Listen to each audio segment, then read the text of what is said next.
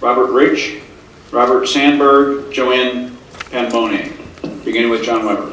I'm John Weber. John with an H, Weber with one B. 'Twas 2 weeks before Christmas, and all through the community, everyone was stirring, for they feared LNG.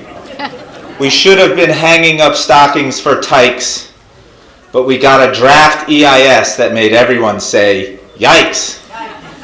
Instead of shopping and partying with friends in our homes, we were stuck inside reading this 1,800-page tome.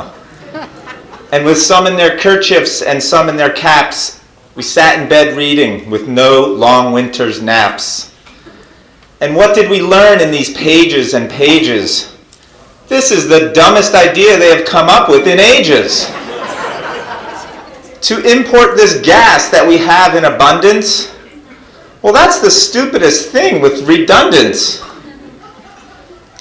And we had just 3 weeks to plan and prepare. For 2 public hearings, there was no time to spare.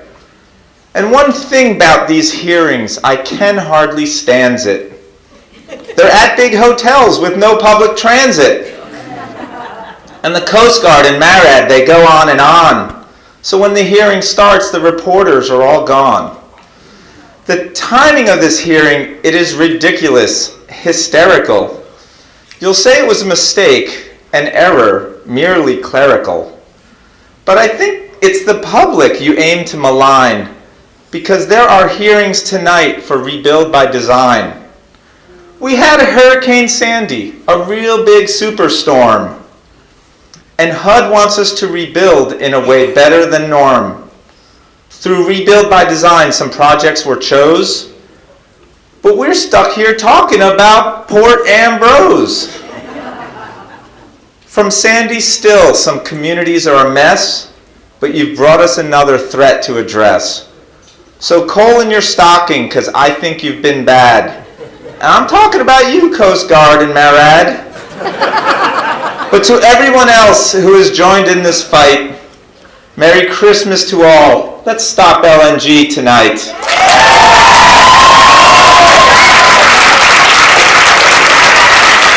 you. Doug O'Malley. I will not be reading a poem because that is unbelievable. My name is Doug O'Malley. I'm the director with Environment New Jersey. We represent over 20,000 citizen members all across this great state. And quite frankly, this project is a climate bomb because it's waiting to go off, both figuratively and literally. And it's a clear and present danger to our communities, it's a clear and present danger to our oceans, and it's a clear and present danger to our climate. Liberty Natural Gas's project is an awful solution to a non-existent problem. And quite frankly, the reason why it's a non-existent problem has been stated very clearly. It's a fantasy of an import market in this country right now. It's at a standstill. There is no need for this project other than Liberty Natural Gas's bottom line. Even looking at LIPA, Long Island Power Authority's electricity capacity, they're good until 2024. So let's be clear, this project is not about need, it's only about Liberty Natural Gas's bottom line. But more importantly, let's actually look at what the solution is, because it's awful. As we've heard both in verse and in multiple recitations, the impact of global warming in New Jersey doesn't have to be imagined. Ask the residents of Mystic Island and Toms River. Ask the residents of Seabright, as we heard from Mayor Dina Long. Ask the residents of Ortley Beach. Those are communities that are still reeling from the impacts of Hurricane Sandy. And extreme weather is not an abstraction. It's not just one storm. It's a reality. And the question is, what are we going to do about climate change? New Jersey is doing something about climate change, or at least it was until Governor Christie came on the scene. We have a law on the books to reduce our emissions by 80% by 2050. And doubling down on fossil fuels off the Jersey Shore is clearly the wrong way to go.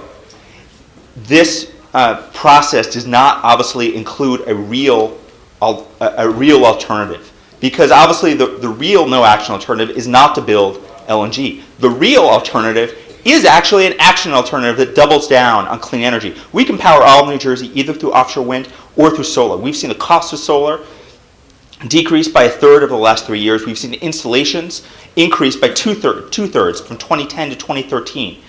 I was proud to join Fisherman's Energy right before Christmas at their groundbreaking in Atlantic City.